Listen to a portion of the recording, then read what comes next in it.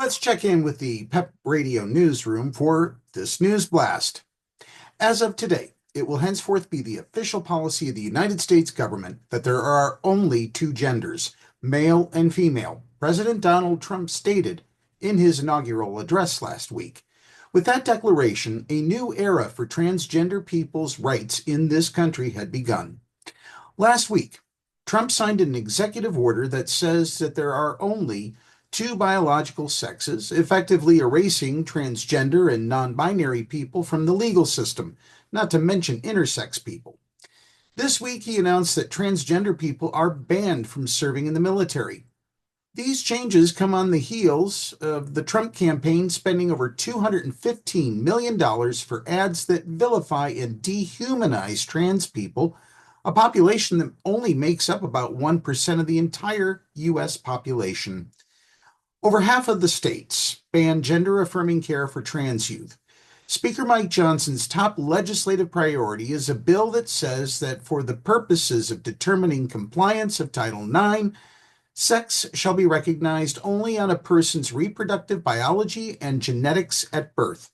And it is increasingly clear Republicans are making good on their promises to roll back LGBTQ+ rights and target trans people specifically.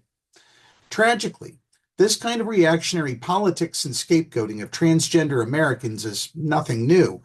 But with a second Trump presidency, a Republican-held Congress, and the Supreme Court stacked with the most corrupt and deeply conservative majority possible, the situation for LGBTQ+ people, particularly trans people, is dire. In the wake of this political moment, trans Americans like Orr, whom we mentioned earlier, are preparing for their survival.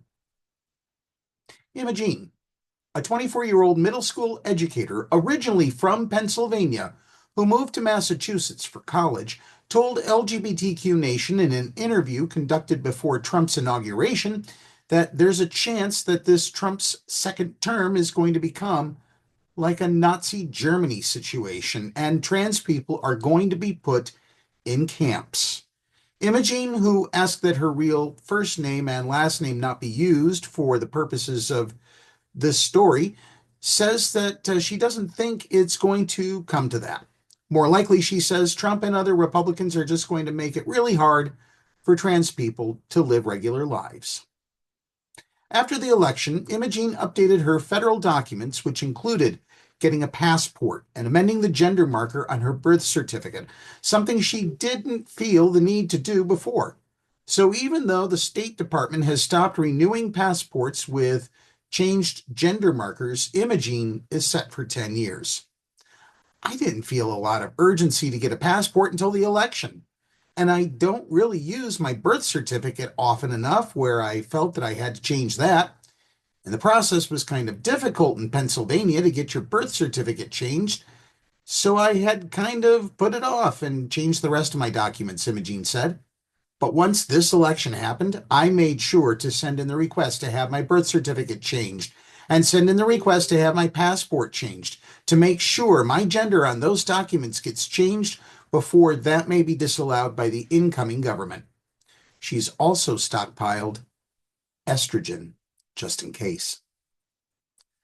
Given the importance of this story, we will be covering more about it in part 3 of these personal stories and the need for ally support for the transgender and non-binary communities. That's all for this part of this news blast. Let's get a quick check of the weather forecast now here on PEP Radio.